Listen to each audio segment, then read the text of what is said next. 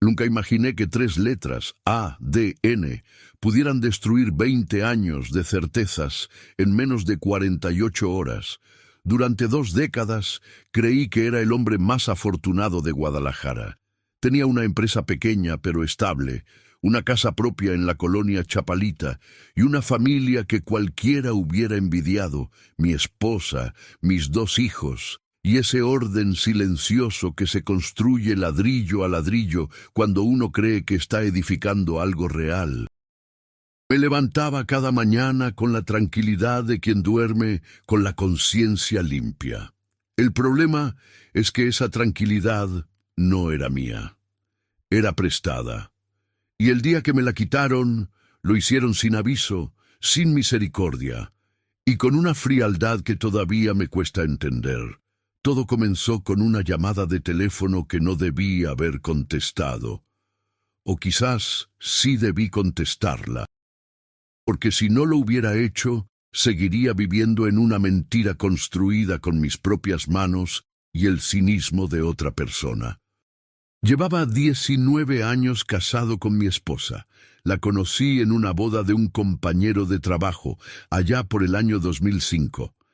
Ella llegó con una amiga, vestida de color vino, con el cabello recogido y una sonrisa que no pedía permiso para ocupar toda la habitación. Yo no era hombre de discotecas ni de andar de conquistador. Era más bien el tipo callado que se quedaba cerca de la barra con un vaso de agua mineral y conversaba de cosas serias. Pero esa noche algo cambió en mí. Nos casamos 2 años después, en una ceremonia sencilla en la parroquia de su colonia, en Zapopan. Su familia era grande y ruidosa, la mía más pequeña y reservada. Pero nos complementábamos, o eso creí siempre. El primer hijo llegó al año de casados, Rubén, un niño serio, estudioso, que desde pequeño se parecía más a mí que a su madre, o al menos eso decía todo el mundo. Es el retrato de su papá, repetían los tíos en cada reunión familiar, y yo lo escuchaba con ese orgullo silencioso que solo conocen los padres. 5 años después nació nuestra hija, Valeria. Ella sí era la viva imagen de su madre. Los mismos ojos, la misma forma de reír, el mismo carácter fuerte. Vivíamos bien. No éramos ricos, pero tampoco nos faltaba nada. Yo administraba una empresa de distribución de materiales de construcción que había heredado de mi padre. Mi esposa trabajaba medio tiempo en una escuela primaria como maestra de 2º grado. Teníamos una rutina ordenada, vacaciones cada año en la costa, cenas familiares los domingos. Era la vida que habíamos planeado y que, al menos en apariencia, estábamos cumpliendo. Pero hay cosas que uno no ve cuando no quiere verlas. La llamada llegó un martes a mediodía. Yo estaba revisando facturas en la oficina cuando sonó el celular. Un número desconocido, con Lada de Guadalajara. Dudé un momento antes de contestar. «Bueno, ¿habla con el señor Ernesto Salazar?», dijo una voz de mujer pausada, como quien ha ensayado muchas veces lo que va a decir. «Sí, soy yo. ¿Con quién hablo?». Hubo una pausa larga. El tipo de pausa que en el cine antecede a las malas noticias. «Me llamo Lorena. No nos conocemos, pero creo que hay algo que usted necesita saber». Sentí un frío raro en el pecho. No sé explicarlo bien. Era como cuando uno camina de noche y de repente nota que algo no está donde debería estar, aunque todavía no sabe exactamente qué es. «¿Qué cosa?», pregunté, y mi propia voz me sonó extraña. «Su esposa y mi esposo llevan años viéndose. Yo lo supe hace 3 meses. Tengo pruebas. Y también tengo...». Volvió a pausar, y en esa pausa cabía un mundo entero. «Algo más que usted debería saber sobre su hijo mayor». Colgué. No sé por qué lo hice. Quizás fue instinto, quizás fue miedo. Estuve 5 minutos mirando la pantalla del teléfono sin moverme, con las manos frías y el corazón latiendo en los oídos. Luego, el celular volvió a sonar. Era ella otra vez. Esta vez no colgué. Lorena me citó esa misma tarde en una cafetería en la colonia americana, un lugar neutral, público, lejos de cualquier persona que pudiera conocernos. Llegué antes que ella, pedí un café de olla que no tomé y me senté en la mesa del fondo con los ojos fijos en la puerta. Cuando entró, reconocí de inmediato la mirada de alguien que también ha sufrido. Hay una expresión particular en los ojos de las personas que han descubierto una traición. Una mezcla de cansancio, rabia contenida y una tristeza que ya no llora porque ya se secaron las lágrimas. Ella tenía exactamente esa expresión. Se sentó frente a mí sin quitarse el saco. Puso sobre la mesa una carpeta delgada. «Gracias por venir», dijo. «No sé si deba estar aquí», respondí. «Lo entiendo. Yo tampoco quería estarlo, pero llevo 3 meses cargando con esto sola y...» Apretó los labios. «No es justo que usted no sepa. Me contó todo en menos de media hora. Su esposo Adrián llevaba más de 4 años viéndose con mi esposa. Lo había descubierto revisando el estado de cuenta de una tarjeta que él usaba para gastos del trabajo. Hoteles en Puerto Vallarta, restaurantes en CDMX, una joyería en el centro de Guadalajara. Contrató a un investigador privado. Las fotos estaban en la carpeta. No las quería ver, pero las vi. Había una en particular que me quedó grabada para siempre. Mi esposa y ese hombre sentados en una mesa de algún restaurante que yo no conocía. Ella riendo de una manera que hacía mucho tiempo no le veía conmigo. No era una risa de compromiso ni de cortesía. Era una risa genuina, de las que salen desde adentro. Cerré la carpeta. ¿Y lo otro?, pregunté, porque no me había olvidado de lo otro. Lo que me dijo por teléfono. Lo de mi hijo. Lorena bajó los ojos. Cuando descubrí lo de Adrián, él intentó confesarme todo para que lo perdonara. En esa confesión me dijo, tomó aire, que había una posibilidad de que el hijo mayor de usted fuera suyo. El sonido de la cafetería desapareció. Los murmullos, las tazas, la música de fondo, todo desapareció. Solo quedó esa frase flotando en el aire como algo que no tiene forma ni peso, pero que lo aplasta a uno de todas formas. Una posibilidad. Repetí. Él dice que hubo una época hace como 19 o 20 años en que...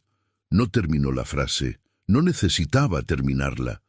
Si te estás preguntando cómo se siente escuchar algo así, te digo la verdad. No se siente. Eso es lo más extraño. Uno esperaría llorar, gritar, golpear la mesa, pero no. Hay un momento de congelamiento total, como si el cuerpo decidiera apagarse para no procesar todo de golpe. Salí de esa cafetería caminando en piloto automático, subí al coche y me quedé sentado en el estacionamiento sin saber cuánto tiempo pasó. Rubén tenía 19 años, estudiaba ingeniería en el CUSEI. Era mi hijo, había crecido conmigo. Me había llamado papá, me había abrazado cuando tuvo miedo, me había pedido consejo cuando tuvo su primer amor. Yo lo había llevado al estadio a ver al Chivas cuando tenía 6 años. Yo le había enseñado a manejar. Yo lo había llevado al hospital cuando se rompió el brazo a los 12. Ese yo de repente se volvía una pregunta. Esa noche llegué a la casa como cualquier otro martes. Saludé, comí, vi las noticias. Mi esposa me preguntó si estaba bien. Le dije que sí, que solo estaba cansado. Me fui a dormir a las 10. No dormí nada. Durante los siguientes días viví en una especie de estado paralelo. Por fuera todo normal. Oficina, comidas, conversaciones banales. Por dentro una tormenta silenciosa que lo arrasaba todo. Hice lo que cualquier persona en mi lugar hubiera hecho, investigar por mi cuenta antes de confrontar. Llamé a Lorena 2 veces más para pedirle detalles. Revisé el celular de mi esposa una madrugada mientras ella dormía, algo que jamás había hecho en 19 años de matrimonio. Y encontré conversaciones borradas, pero también algunos mensajes que ella no había eliminado del todo. enterrados en un chat que aparecía como coordinación escolar. Mensajes cortos, en clave, pero suficientemente claros para alguien que ya sabe qué está buscando. El martes no puedo. Él estará en casa. ¿Cuándo vas a decirle? Nunca. Ya te dije que nunca. Ese nunca me pegó diferente, porque no era el nunca de alguien que duda, era el nunca de alguien que ya tomó una decisión hace mucho tiempo y aprendió a vivir con ella sin remordimiento. Si conoces a alguien que esté pasando por una situación similar, comparte esta historia con él o con ella. A veces, saber que no estamos solos es lo primero que necesitamos para dar el siguiente paso. Y si tú mismo estás escuchando esto con el pecho apretado, porque algo de lo que cuento te resuena, suscríbete a Casos de la Vida. Narrado y activa la campanita. Aquí siempre encontrarás un espacio para escuchar y reflexionar. El tema de la prueba de ADN no lo decidí de un día para otro. Tardé casi 2 semanas en llegar a esa conclusión, y lo hice por una razón que quizás suene fría. Necesitaba saber la verdad antes de tomar cualquier otra decisión. No quería confrontar a mi esposa con sospechas. Quería hechos, quería números, porcentajes, certezas científicas que no pudieran ser refutadas con lágrimas ni con explicaciones. Un abogado que consulté de forma discreta, sin contarle todo, solo preguntando en términos generales, me explicó que en México las pruebas de paternidad pueden solicitarse de manera privada, sin necesidad de involucrar a un juzgado en un primer momento. Bastaba con una muestra de ADN del supuesto padre y del hijo. Lorena me confirmó que Adrián, en un momento de culpa, había accedido a hacerse la prueba si yo lo pedía. Lo que me sorprendió fue que lo dijera sin resistencia, como si también él necesitara saber. Conseguir la muestra de Rubén fue lo más difícil.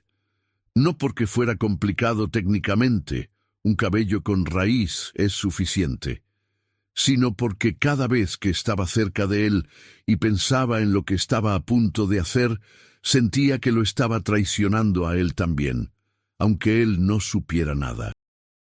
Una tarde que vino a comer a la casa, mientras él dejaba su chamarra en el perchero de la entrada, vi que había dejado un par de cabellos en el respaldo de la silla del comedor.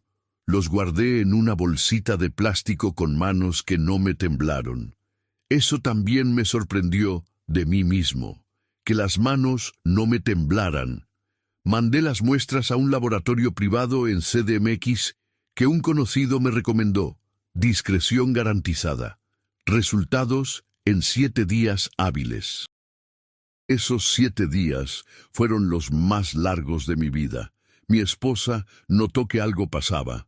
Me lo preguntó 3 veces en esa semana.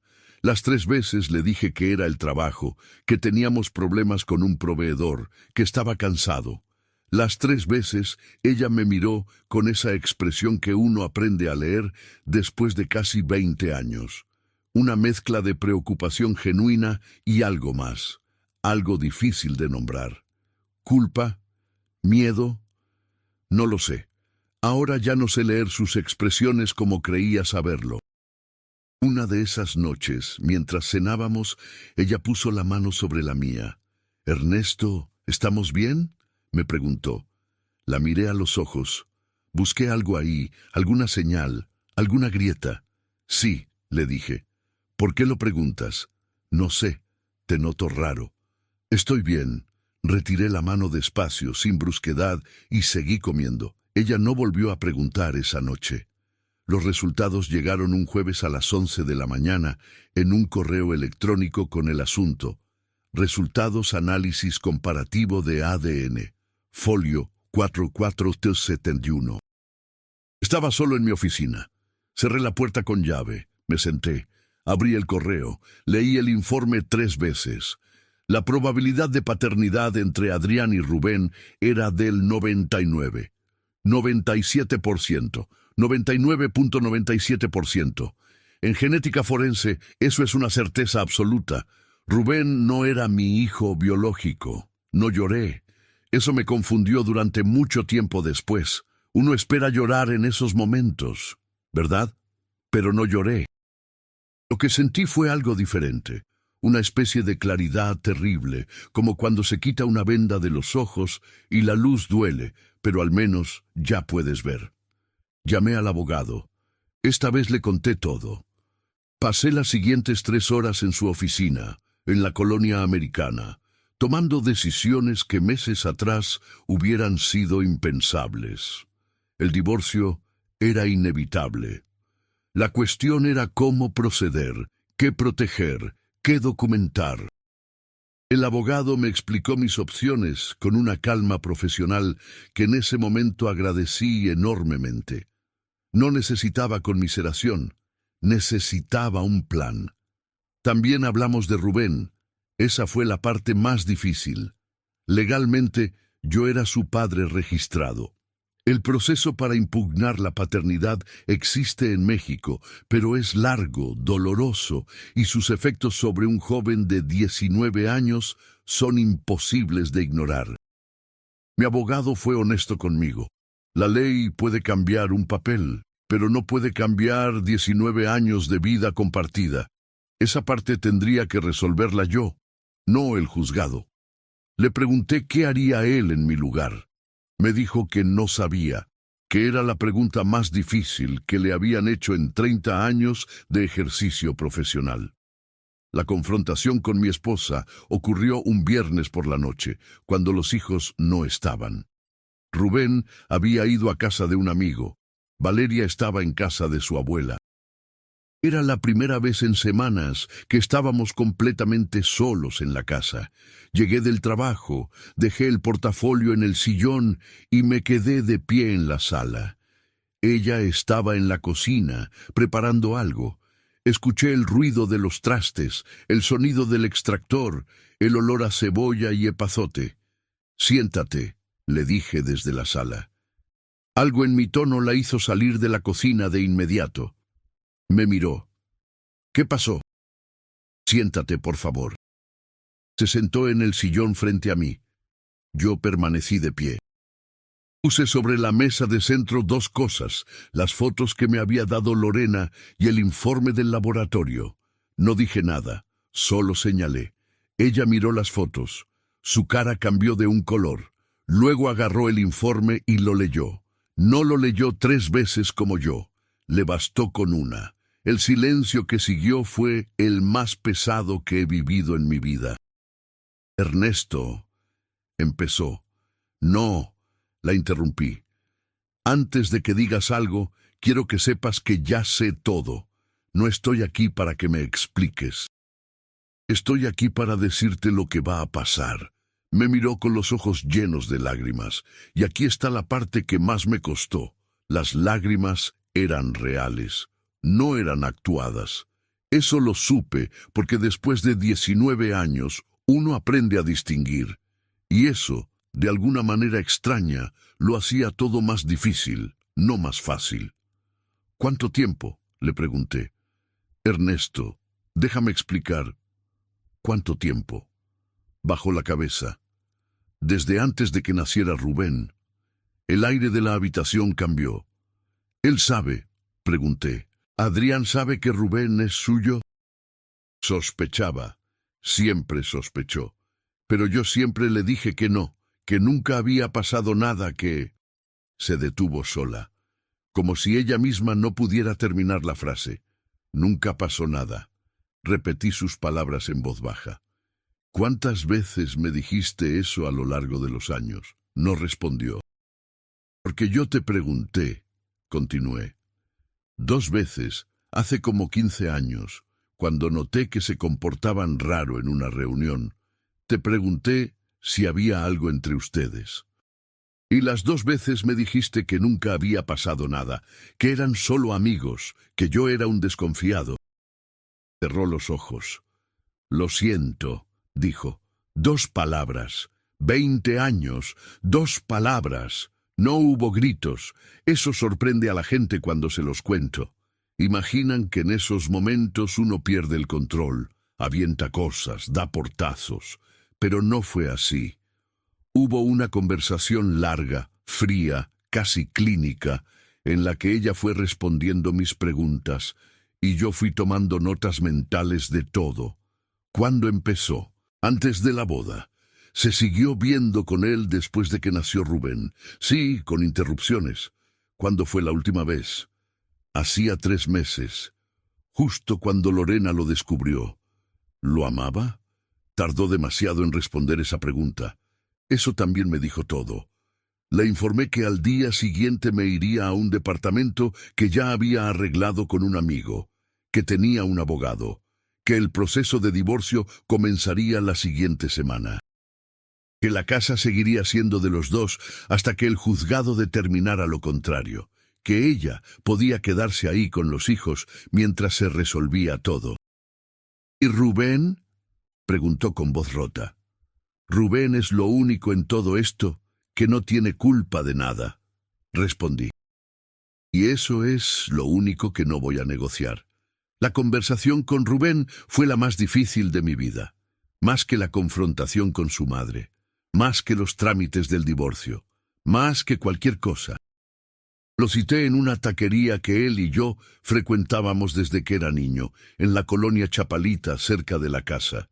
Un lugar con mesas de plástico azul y un televisor colgado en la pared que siempre tenía fútbol. Pedimos de costumbre. Él, tacos de pastor con todo, yo tacos de bistec. Le conté todo, no con rodeos, no con eufemismos. Con la verdad directa, mirándolo a los ojos sin llorar. No sé cómo no lloré, dejándole claro en cada palabra que lo que estaba a punto de decirle no cambiaba nada de lo que había sido nuestra vida juntos. Cuando terminé de hablar, él no dijo nada por un momento largo. Miraba su taco sin comerlo. Tenía las manos apoyadas en la mesa, y yo veía cómo apretaba los puños despacio. ¿Mamá lo sabe?, preguntó por fin. Sí, ya hablé con ella. ¿Y ese hombre? ¿Él sabe? Sospechaba desde siempre. Ahora ya sabe con certeza. Rubén asintió muy despacio, con esa manera de asentir que no es afirmación, sino procesamiento. ¿Tú sigues siendo mi papá?, me preguntó, y esa pregunta me destruyó por dentro de una manera que ninguna otra cosa en toda esa historia había logrado hacerlo. Eso es lo único que tú decides, le dije. Nadie más. Se levantó de la silla, rodeó la mesa y me abrazó ahí, en esa taquería de plástico azul, con el televisor de fútbol de fondo, con los tacos sin comer enfriándose sobre la mesa. No dijo nada más, yo tampoco. El divorcio tardó 9 meses en resolverse. No fue limpio ni sencillo, pero tampoco fue una guerra sin cuartel. Mi esposa, quizás por culpa, o quizás porque en el fondo reconocía lo que había hecho, no peleó las condiciones con la dureza que su abogado le sugería. La casa quedó para ella y los hijos hasta que Valeria cumpliera la mayoría de edad. Después se vendería y dividiríamos. Las cuentas de ahorro se repartieron de forma equitativa. La empresa quedó completamente en mis manos, ya que siempre había sido un bien heredado de mi familia. Lorena también se divorció de Adrián. Nos cruzamos un par de veces durante el proceso, en pasillos de juzgados, con esa incomodidad de los que comparten una herida, pero no comparten una historia. Le agradecí en uno de esos encuentros lo que había hecho al llamarme. Me dijo que no había querido hacer daño, solo no podía seguir siendo la única que sabía la verdad. Lo entendí perfectamente. ¿Y Adrián? Esa es la pregunta que me hacen siempre. Adrián perdió su matrimonio, su reputación en los círculos donde nos conocíamos, y a la larga también perdió a su empresa socia, porque teníamos relaciones comerciales indirectas, que como es de esperarse, se terminaron. No hubo confrontación violenta entre nosotros, no la busqué. Me pareció que la vida ya se estaba encargando de sus consecuencias sin que yo necesitara intervenir. Lo de Rubén fue diferente y más complicado. Rubén estuvo varios meses sin querer saber nada de Adrián. Luego, con el tiempo, tomó sus propias decisiones al respecto. No voy a contar esa parte porque es su historia, no la mía.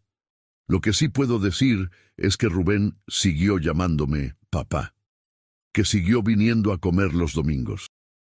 Y cuando se graduó de la carrera, 2 años después de todo esto, fui yo quien estuvo en primera fila, que cuando tuvo su primera novia seria, me la presentó a mí primero.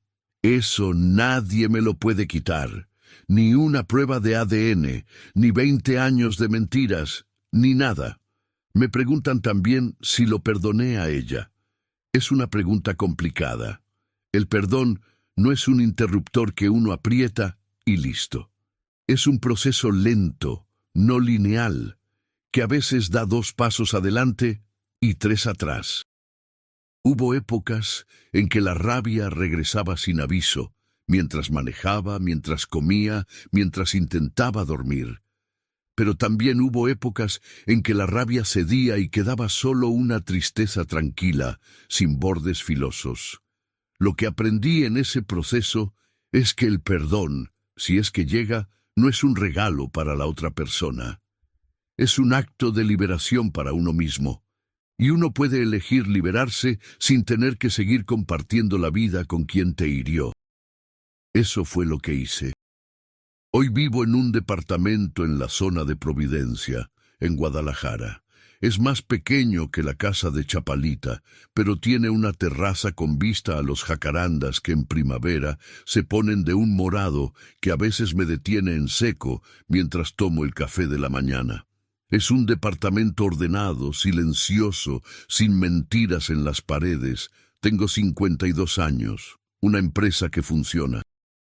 Una relación, nueva, despacio, con cuidado, con una mujer que conocí a través de amigos comunes y que tiene la costumbre de decir siempre lo que piensa, aunque no sea lo que uno quiere escuchar.